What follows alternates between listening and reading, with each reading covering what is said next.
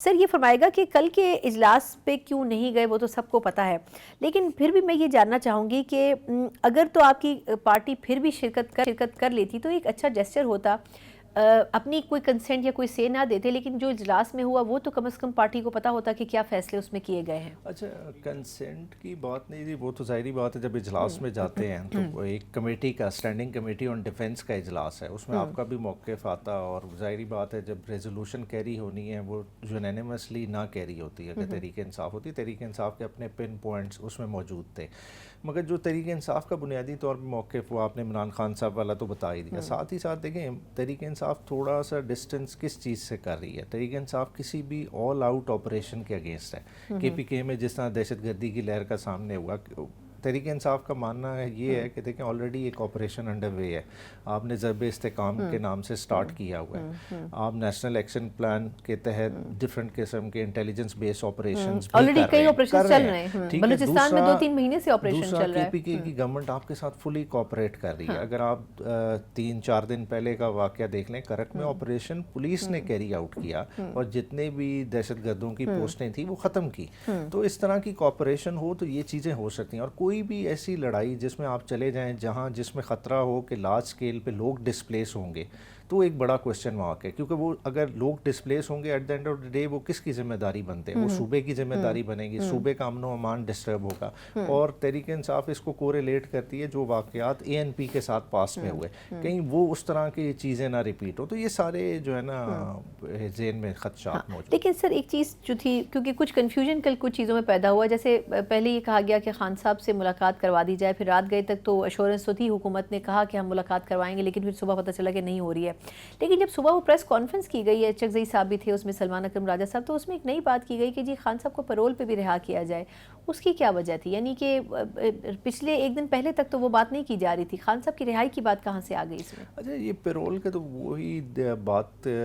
زیادہ بہتر بتا سکتے ہیں، کیونکہ دیکھیں اوور آل تو یہ پارلیمان کی کمیٹی کی ابھی میٹنگ تھی، جب آل پارٹیز کانفرنس ہوگی ظاہری بات ہے اس میں تمام پارٹیز آئیں گی، اس میں تمام پارٹیز کے نمائندگان چاہے وہ پارلیمنٹ میں ہیں یا نہیں ہیں ان کا بھی ہوگا، مگر حکومت کے لیے جو سوچنے کی بات ہے، دیکھیں حکومت اس وقت ایک کنسنسس بنانا چاہتی ہے جو بظاہر ایک دہشت گردی کی لہر کے خلاف، اور اگر آپ نے اتنی بڑی ایک لڑائی لڑنی ہے اور آپ بیک وقت ایک صوبے میں نہیں 2 صوبے میں لڑنے کا ایک عزم رکھتے ہیں، تو کیا آپ پاپولر سپورٹ کے بغیر وہ لڑائی لڑ سکتے ہیں؟ اگر آپ کو وہ پاپولر سپورٹ چاہیے تو وہ آپ کو کس سے مل سکتی ہے؟ اگر خیبر پختونخوا کی بات کریں تو بہت حد تک وہ عمران خان صاحب سے ملے گی، اگر بلوچستان کی بات کریں تو بلوچ لیڈرشپ پلس عمران خان آپ کے لیے بڑا کلیدی کردار ادا کر سکتے ہیں۔ تو اگر آپ سیریس ہیں تو میرے خیال سے اس آپشن پہ حکومت کو غور کرنا چاہیے۔ اچھا، لیکن ایک مسئلہ اور بھی جو درپیش ہے، ویسے تو آپ کہہ رہے ہیں کہ کے پی گورنمنٹ کوآپریٹ تو کر رہی تھی، لیکن 2 چیزیں، ایک تو جس طرح کل رؤف حسن صاحب کہہ رہے تھے کہ اگر پی ٹی آئی شامل نہیں بھی ہوئی تو گنڈا پور صاحب تو پی ٹی آئی کی نمائندگی کر رہے ہیں، تو کیا اس کا یہ مطلب سمجھا جائے کہ چلیں انہوں نے وہ جو ایک پریزنس دینی تھی وہ انہوں نے جماعت کی طرف سے وہ بھی دے دی سی ایم ہونے کے علاوہ؟ دوسرا یہ فرمائے گا کہ جو فیصلے ہو رہے ہیں وفاق میں،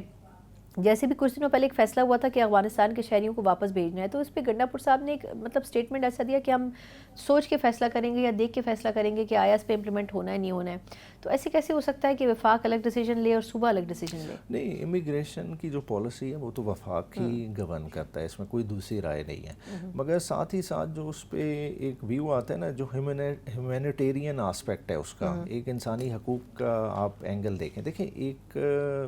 قوم کی آپ نے اتنے سالوں سے مہمان نوازی کی ہے، تقریباً 40 سال آپ نے انہیں واپس بھی بھیجنا ہے، تو بھیجنے کا ایک طریقہ کار ہے، اس ترتیب سے بھیجیں کہ کہیں کسی کی اس طرح کی دل آزاری نہ ہو، کہ بجائے اس کے کہ آپ کی ساری مہمان نوازی بھی ضائع ہو اور کل کو یہی لوگ آپ کے لیے جو ہے نا یہاں کی انٹیلیجنس وہاں جا کے پرووائڈ کر رہے ہوں، تو اپنا آپ وہ سافٹ کارنر نہ لوز کریں۔